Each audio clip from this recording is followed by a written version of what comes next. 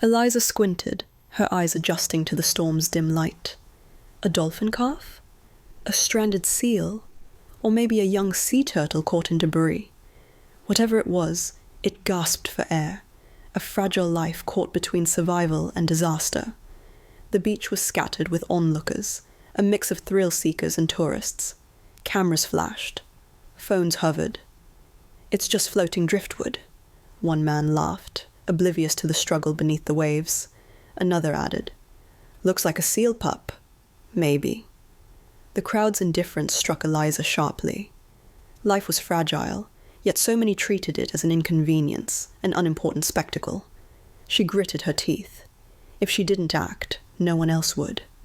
Without hesitation, she navigated the slippery rocks leading to the water, each step calculated, every motion precise.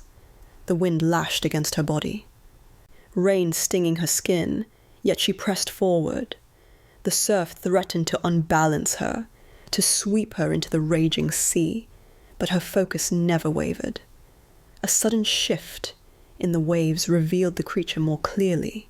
A small, panicked form entangled in an old fishing net, flailing desperately as the current tugged it farther from shore. Its gasps were frantic, a sound that twisted in Eliza's chest like a knife. "Hold on," she called, voice firm and steady. She scanned the rocky beach for anything to aid the rescue, but the net's grip was stubborn. The creature's movements became more erratic, each struggle threatening to entangle it further. One wrong move could be fatal. "Don't go in," someone shouted from behind her. A man, panic etched across his face, waved his arms, terrified for her safety. Eliza didn't respond. Her mind was focused entirely on the life before her. She had trained for these moments, and she knew hesitation could mean death. Anchoring herself to a sturdy rock, she secured her rope and prepared to descend into the surf. The water crashed around her, a relentless force determined to claim everything in its path. Every inch closer was a battle, against the waves, against the tangled net, against the weight of the storm itself. The crowd above murmured, some in awe, some in fear. "She's insane," one yelled. "She'll drown." Another fumbled with a phone, dialing frantic emergency calls. But above the roar, none of it reached Eliza. All that existed was the gasping, struggling creature and her determination to save it. As she reached the water, the net shifted, pulling the small life toward a jagged coral formation. Panic surged for a fraction of a second, but Eliza forced herself to breathe, to assess, to plan. The creature writhed violently, tiny body thrashing against the unforgiving pull. Every second was precious. She whispered softly, a string of calm, measured words, as if the creature could understand her intent. "I've got you. Stay still." Her hands moved with practiced precision, untangling the net, just enough to relieve the worst pressure. The tide pulled harder, testing her balance, threatening to drag both of them under. Then, an unforeseen twist. A rogue wave rose suddenly, towering above the frothing water, ready to crash down. Eliza's pulse raced. The creature's panic intensified, gasps turning into frantic squeals. Time seemed to slow, each second stretching into eternity. She anchored her feet against a submerged rock, bracing for the impact, hands gripping the fragile form tightly. She whispered her call sign under her breath. Siren. A reminder of the training, the discipline, the countless hours preparing for moments just like this. With a surge of strength, she adjusted her hold, maneuvering the creature toward a calmer patch of water. Every movement demanded precision, patience, and courage. One slip, one miscalculation, and the sea would claim the life she had fought so hard to reach. The waves continued their relentless assault, spray stinging her eyes, the wind screaming in her ears. Yet in the chaos, a fragile connection formed, a bond forged between the rescuer and the rescued, a silent understanding that life depended entirely on her next actions. And just as she prepared to make the final move towards safety, another shift. The net tightened unexpectedly, snagged on an unseen rock beneath the waves. The creature flailed violently, the current threatening to pull them both down. Eliza's muscles screamed, her lungs burned, but she didn't falter. Every instinct, every ounce of training drove her forward. Her fingers brushed against the weak spots in the net, cutting carefully, deliberately. Each tug, each adjustment was a gamble, a test of patience against time itself. The storm above raged, lightning slicing through clouds, thunder rolling over the cliffs. Above, the crowd gasped and shouted. Some called for help. Others watched, frozen. But in the water, there was no crowd, no storm, no distractions, only Eliza and the life she could not abandon. The waves crashed one final time as she steadied herself for the dive that would either save or doom the creature. Her heart pounded, seconds felt like hours, and then, with a controlled motion, she lunged, hands reaching for the small, panicked life, prepared to pull it from the jaws of the sea. The struggle, the chaos, the suspense, all converged into this single, pivotal moment. The moment stretched in agonizing tension. The rogue wave had receded slightly, but the sea remained a roiling, unpredictable force.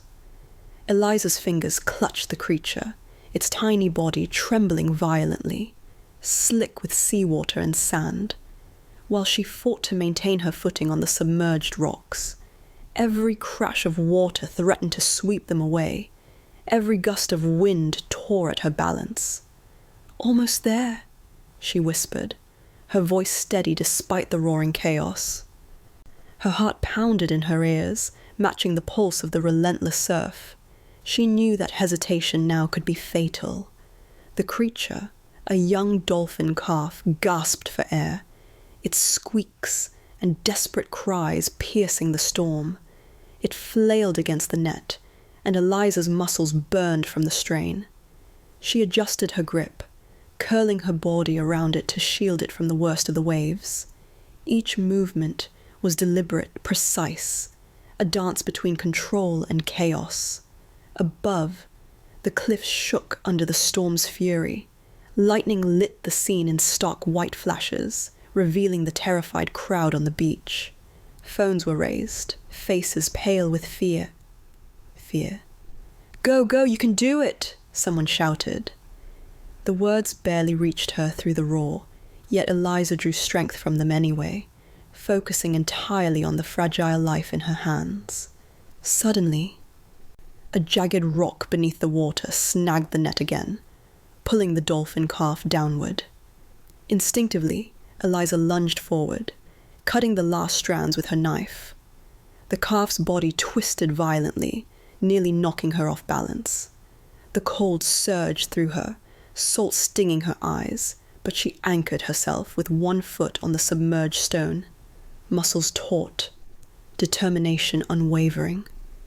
"Easy, easy," she murmured, talking to the calf, calming both herself and the panicked animal. In the chaos, there was a silent dialogue, a mutual trust forming in the eye of the storm. The calf ceased thrashing for a heartbeat, as if it sensed she was the only lifeline between it and death. From the cliff above, a shout broke through the storm. "Eliza, wait! We're coming!" A team of rangers and marine rescue specialists had arrived, alerted by the earlier onlookers. Among them was Dr. Marcus Lennox, renowned marine veterinarian, shouting instructions over the wind. "Get the safety lines ready. We'll secure both of you." Eliza nodded, barely hearing but understanding. She had bought precious minutes. Now it was time to coordinate.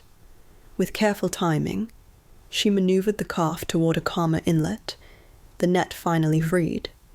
The storm-driven current still tugged at them, but the team's ropes reached down, providing extra stability.